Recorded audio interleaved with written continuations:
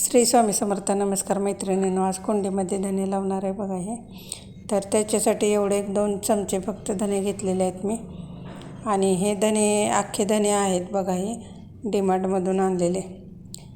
तर घरच्या घरी आपण आपल्याला वापरासाठी कोथिंबीर वगैरे लावतो, असं कुंडीमध्ये लावली तर.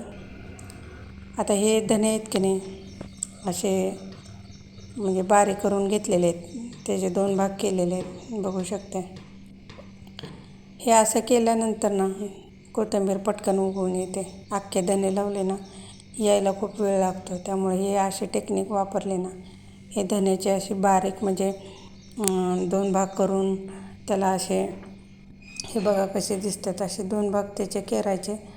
असं लाटण्याने वगैरे असं लाटून थोडंसं हे केलं ना, लगेच ते बारीक होतं आणि ते त्याचे 2 भाग होतात. मग ते असे कुंडीमध्ये लावले ना तर कोथिंबीर पटकन उगवून येते. म्हणजे अख्खे धने लावल्यावर जरा वेळ लागतो.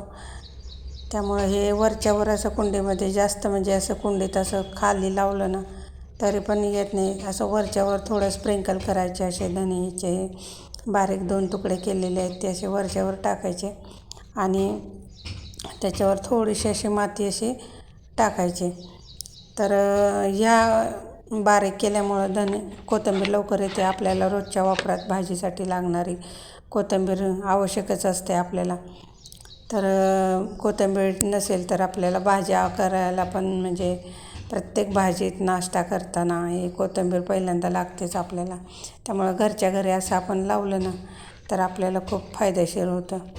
तर आपल्या घरात अशा कुंड्या वगैरे बारीक अशा काही प्लॅस्टिकचे डबे वगैरे असतात, त्याच्यामध्ये असे आपण कोथिंबीर लावू शकतो ना. तर मी बऱ्याच वेळेला, म्हणजे मी अशीच लावते घरामध्ये. कधीतरी आपल्याला इमर्जन्सीला उपयोगी पडते. म्हणजे नसेल कोथिंबीर तर आपली घरची कोथिंबीर आपल्याला वापरायला खूप चांगली आणि पटकन उगवून येते. तर ही टेक्निक वापरली ना तर कोथिंबीर छान अशी उगवून येते. आणि थोडं थोडं पाणी टाकायचं, त्याला जास्त पाणी टाकायचं नाही. थोडं थोडं पाणी दररोज शिंपायचं त्याच्यामध्ये. अशी छान कोथिंबीर मस्त अशी उगवून येते आणि खूप छान वाटतं आपल्याला. आपण स्वतः लावलेल्या गोष्टी आपण म्हणजे वापरात आणल्या तर असं थोडं थोडं दररोज पाणी टाकायचे. जास्त पाणी टाकलं की ते कुजून जातात.